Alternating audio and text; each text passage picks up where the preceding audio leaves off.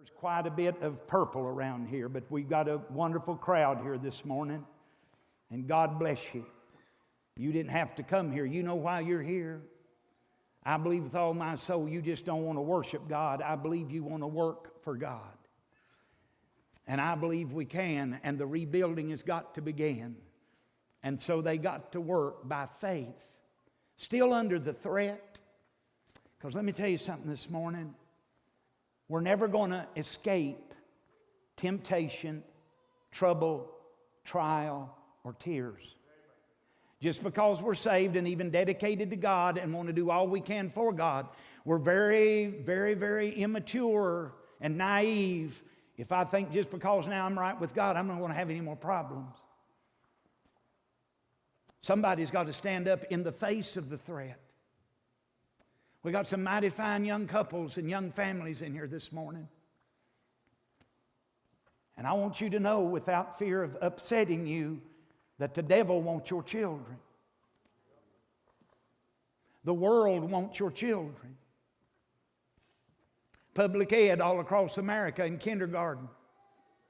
They'll talk about things that are contrary to this book. People in Washington are promoting things that are contrary to this book.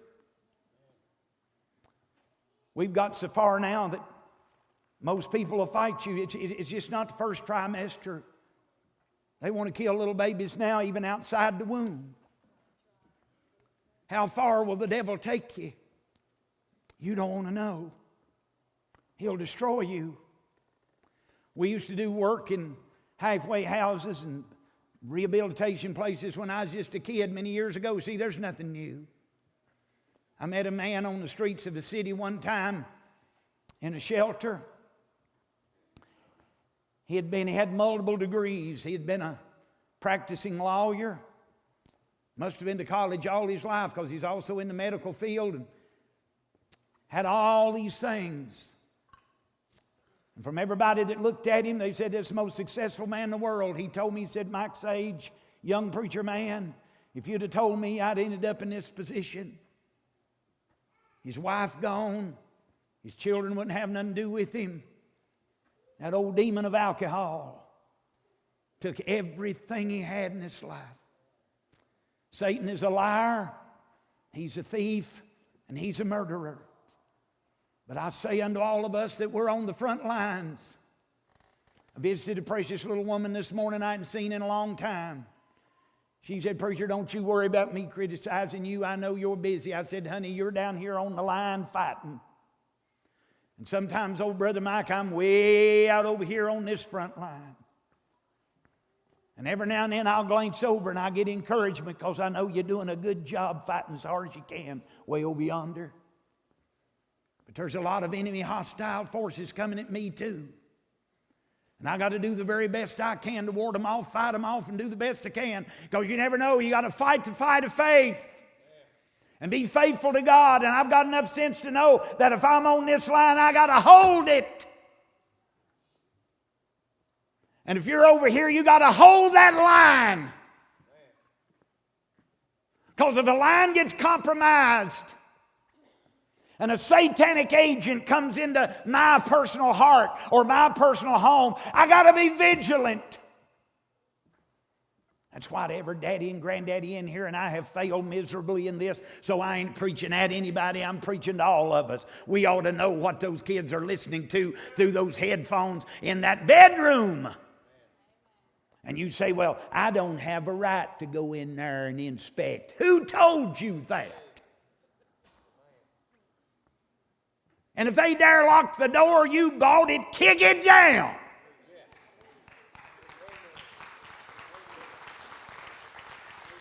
Men and women for God, and I'm telling you, we've all been affected. And we need one another to close ranks, to make up the gap and stand in the hedges for the land. I've got problems. You got problems. Satan's after me. He's after you. He's after everybody. And we're going to end up with more piles of rubbish in America if we don't, in the face of the enemy, start rebuilding the temple. So thank God for people like Zerubbabel who said, "I got to get back on the wall." Nehemiah said, "I got to get back on the wall." And now number 5, the return of the treasures. in chapter 7 and chapter 8.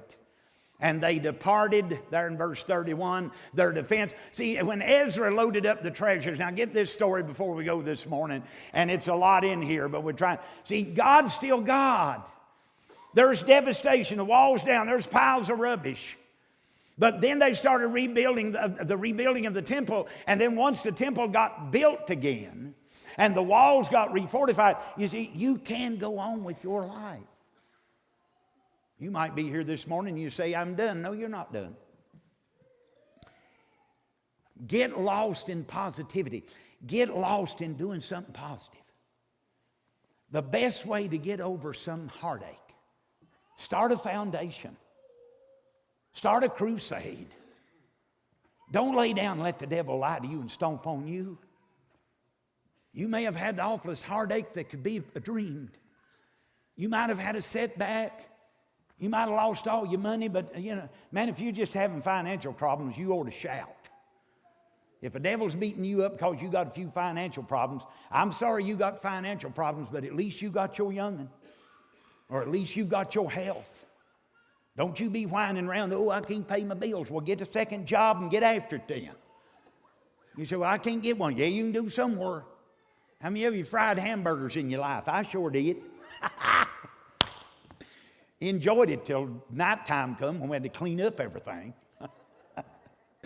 Pump gas and Pilot oil. How many of you remember Pilot gas day? Don't tell me you can't make it. I'm not minimizing your worry if you're up against it and maybe you've got some financial crisis in your life. I'm just saying, you wouldn't dare trade places with somebody that's got cancer, would you? Lord, have compassion for one another. But see, when that selfishness and pride comes around, I'm the only one that got problems. Let me tell you something, people in here, and I think you know it well, we're all interconnected. Yes, we need to have responsibility for my own personal life so I can, as Galatians 6, I can have rejoicing in my own self. And I don't ever want to get to the point as a Christian to where my spirituality depends on your behavior. Because if I can only be happy and want to serve God because everybody's doing the way I want them to do, what thank have I? If I just love the lovable, what reward's in that? But Jesus said when the chips are down and you see the inevitable failures of your fellow humans, don't let that dictate your spiritual condition. You have rejoicing in your own self. You be strong as an individual. That's why Paul sent Timothy to Philippi. He said, no man's like-minded, but one. Everybody seeks their own except Timothy. He seeks God's will. He's helped me. He's been with me, and he'll be with you. I trust Timothy, and I'm going to send Rome. I'm going to send Rome, one of the best sisters I got in Phoebe. She's a servant of the church. We'll all poke up our hands this morning and say, I don't want to be a Demas. I don't want to be Alexander the coppersmith. I don't want to be a Syntyche and some of them that we can talk, you may not know some of them. There was some ladies that was giving Paul trouble. I don't want to be like some of those. I want to be like Timothy. I want to be like Phoebe. How do you do that? The same spirit that dominated Timothy and Phoebe can come into my life with power and dominate my life, and we can start returning some treasures. So the temple was built. Ezra goes to the king. He says, now, I'm ready to go. But he said, the hand of my God is good on me. But then he got embarrassed. He said, I really want a military escort. But he says, and you can read this in the scriptures, he said, I was too ashamed to ask Artaxerxes for a military escort because I'd already bragged on God. I'd already told him that God was with us and we was going to take the treasures back. See, the treasures that were stolen from the house of God 70 years later are now being returned. 70 years ago, they were stolen. Now, 70 years later, they're being returned. You may have lost your joy. The devil may have stolen your spirit of sacrifice. The devil may have stolen your love. You can't hardly love anybody because you've been wounded and you've been hurt. And obviously and honestly, by the misdeeds of others or some fateful act of nature or whatever it is, or some accident or some event in your life. And now you might be thinking, well, there's no way in the world that we can do it. Oh, yes.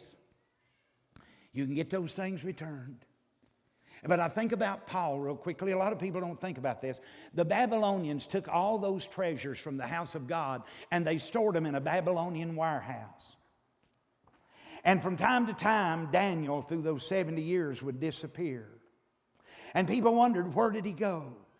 And him with a high-level clearance in government, I know where Daniel went. He went down to that warehouse, and he knew where the table of showbread was. And he knew, though, that he had fresh bread in his heart and mind every day from God.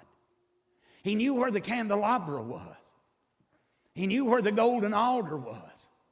He even knew where the Ark of the Covenant was.